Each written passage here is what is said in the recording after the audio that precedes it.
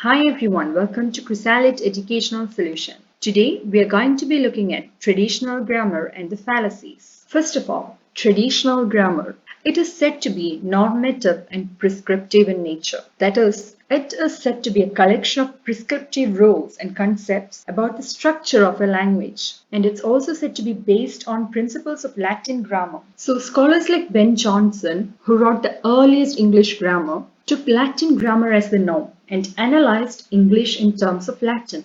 So the rules of traditional English grammar is mainly an inheritance from the Latin-based grammar of the 18th century. And they have tried to fit English grammar within the framework of Latin grammar.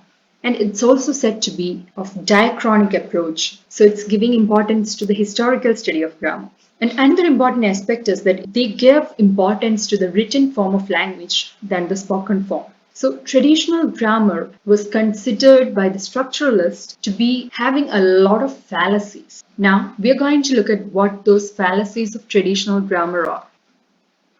So the fallacies of traditional grammar include Latinate fallacy, semantic fallacy, mixing up different criteria, normative fallacy, prescriptive fallacy, logical fallacy, lack of explicitness, neglect of the spoken form, ignoring language variations, and historical fallacy. Now we are going to look at Latinate fallacy. Well, in Latinate fallacy, Latin was considered as superior to vernaculars. Sentences ending with prepositions are common in English, but traditional grammarians condemned such usage since they objected to ending sentences with a preposition.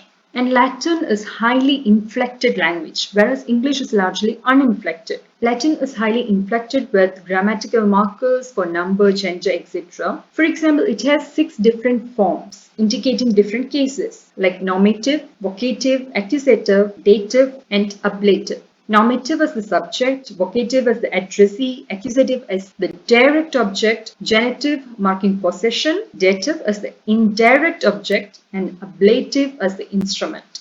So noun has different inflectional endings, indicating these different cases. Whereas in English, we only have 2 case forms, the neutral and the possessive. So the grammar of one language was being imposed on another, since many preferred the Latin usage. The correct usage varied between the two, and the criterion for correctness was conflicted between Latin usage and the English usage.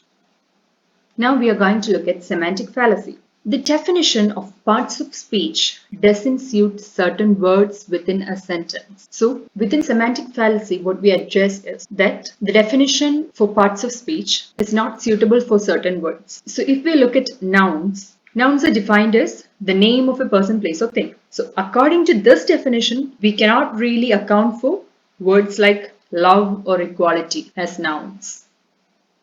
Now we are going to look at mixing up different criteria. Traditional definitions were not based on meaning. Some were on meaning, some were on function, and some were on form. So these different criteria for classification made it difficult to decide which class a word belongs to. For example, an adjective is defined as a word that modifies a noun. And this is a definition that is given on the basis of function. That is, the role that word plays. So when we look at a word like brick house, brick can be said to be an adjective as it modifies the noun house. Whereas brick house can also be considered as a noun since it's the name of a thing. Now we are going to look at normative fallacy. The traditional grammarians prescribed strict rules and norms or standards of usages, and hence there comes the normative fallacy. Since language is evolutionary, it's subject to changes, and when we follow these rules and norms strictly, it will lead to an ignorance of the reality of linguistic changes. So that creates the normative fallacy. Now we are going to look at prescriptive fallacy. Again, it has prescribed rigid rules of correct use of grammar. So it focuses on prescriptive grammar. That is why structuralists advocated prescriptive fallacy to traditional grammar. Logical fallacy. Well, according to logical fallacy, laws of language are universally applicable to all languages. They considered these laws of languages as applicable to all languages universally. So languages was considered to work with a set of universally set laws. But each language has its own system of rules, and hence It is considered a logical fallacy that a particular language adheres to the universal laws of the language.